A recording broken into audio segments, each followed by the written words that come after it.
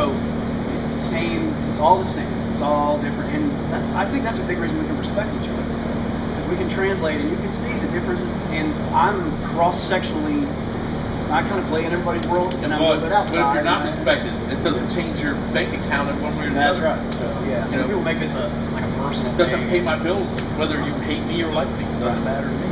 You know, my problem is don't discredit all my knowledge because you feel he wears gear or he takes steroids. Well, no one has seen me take steroids. I can't. That's why you get people that don't know you accuse you of taking drugs, accuse you of wearing all kinds of gear. They're never there. They never even met you. You know, so before you start, because you're gonna. All right. I'm. You know, me and you talked about the whole situation with drugs and the whole thing. I'm a lifetime drug free. Honest to God, I can never prove it. It doesn't matter what test I take. I never gonna do anything. And there are people out there who can still consistently today accuse me, and I never. There's no way for me to prove. There's no way for them. But I never once heard you bash people who do take. You won't hear me. No. Whether I agree with it or not, I'm not. It's your decision. Now, I will stand up and say the one thing I will bash about that is I've seen guys picking up young kids. That's crossing the line. But your personal choice is your personal choice. And the thing is, like, I'll tell you what really impressed me, man, because I was expecting this when we got here to meet the show, but I was watching really close, detailed knowledge. Not many people have that. Not many people have that. I love this stuff. The differences in being able to truly analyze and just any lifter walk up and this, that, and the other, and the whole thing, and little like all right, I tried chain squats the first day or twice today. It's weird. It's not my thing, and it's a different thing. But you take one little tip, it's a different thing. You really got some. And there's the thing I people would get. They're gonna say, well, it's powerlifting. Well, no, it's human strength. That's all it's it is. The science of human strength applied cross-section because you've trained football players a bunch, so high level, and athletes and other things, and a ton of other powerlifters, people who do all kinds of stuff. So you got this wide basic knowledge to show. What do you think for a kid starting? What's the best thing you should do to just get better? You know what? I wish there was a way we could back up some instead of just.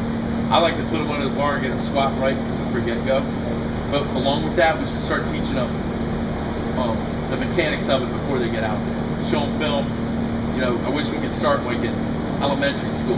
This is how you squat. This is how you bench. This is how you deadlift. And we'll have a class, like a phys ed class, and we'll practice with just small bars that weigh maybe 20 pounds. They'll practice limits, just like they do with the And so when we get to them, there's, you know, I can't sit here and give you a professional percentage, but a majority of our time is spent on relearning, helping people relearn to lift. That's a waste of our time. Okay? I don't want to teach somebody to relearn the squat, relearn the bench, because they screwed it up their whole life. That's hard to do. I was I victimized myself on that. Everybody. It took 2 years for me to bench properly. Because I flared the fucking bar up high.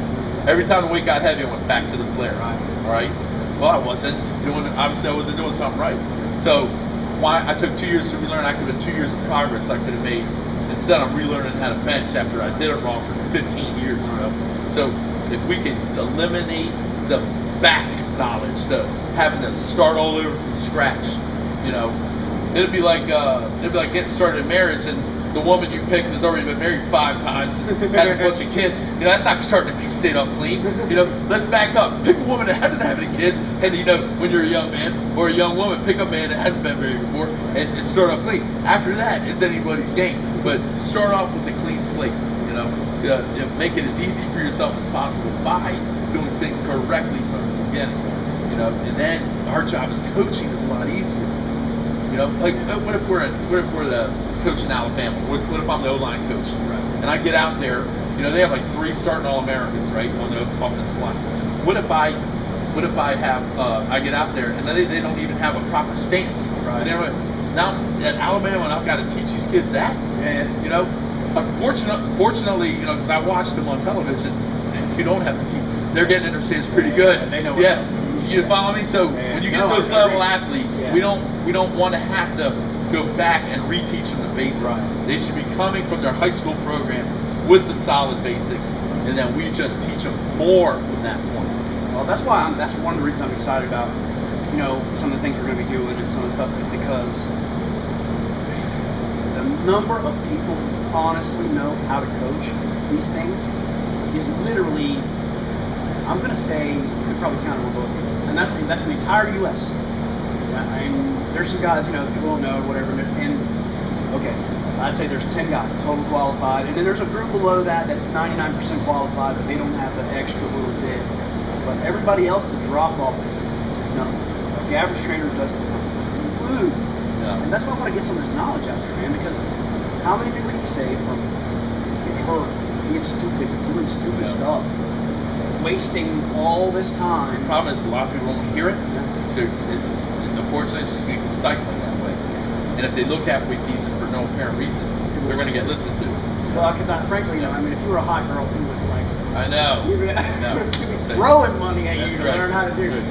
But who's that chick from Busiest Loser, Jillian Michaels? That's or right. Something? Yeah, if I look like her, holy mackerel, I'd be floating on Easy Street right now. Right. But let's see what her accomplishments are. She had a TV show that she was lucky to get on. Then what was it from there? I'm searching here. She's hot though. She's hot, So that's what I'm saying. I just wish more people that were coaching had more credibility. They were in the trenches more like that. That's something we talk about. I don't, no offense. I believe you can learn, and the trainers want to come and learn from you, which I think they ought to be doing. But when you really want to take advice, I don't know it all. I have a lot to learn. No, everybody does. But at least come to the guy who's put himself through enough to get some real weights.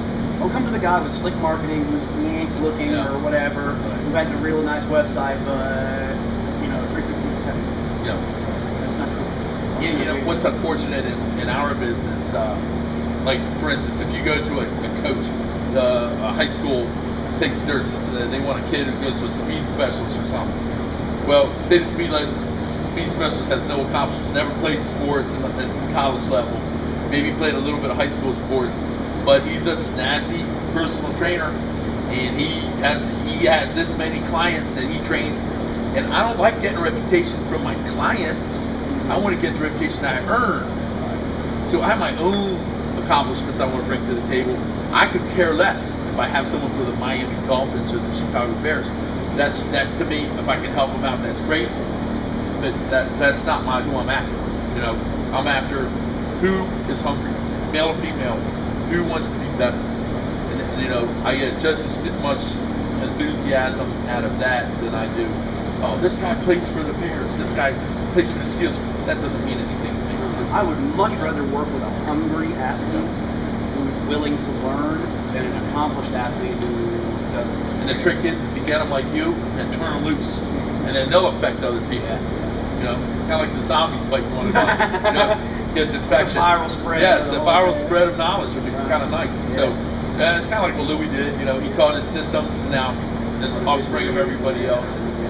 So let's do some quick questions. What's a lot of people are out there going to be interested in being mass. If you had one thing to show, because I know you got it. I mean, that's like an hour-long conversation. Yeah. One one thing you would advise. You want to gain mass, really get big. What do you say? I was lean. I ate like 8 times a day. When I wanted to get bigger, twice a day. Ate a large quantity of foods twice a day, and I got big fast. And that was no drugs or anything like that. I mean, that was all food. So, and then I would drink a shake after training. But I did 2 big meals a day and gorge myself. And it's a slow to metabolism down a lot. That's what I did, and it worked for me. I don't know if it's scientifically proven. I heard that sumo wrestlers eat like that. They actually eat 1 huge meal a day. Yeah, but it's kind of an all-day meal. It's they train all morning and then eat all the rest of the day. Yeah. Sign me up. I want that program. So, that's what if you're going to gain mass. Another thing, you don't hear this often. They always tell you what to eat and stuff like that. You have to set your mind that you're going to be big.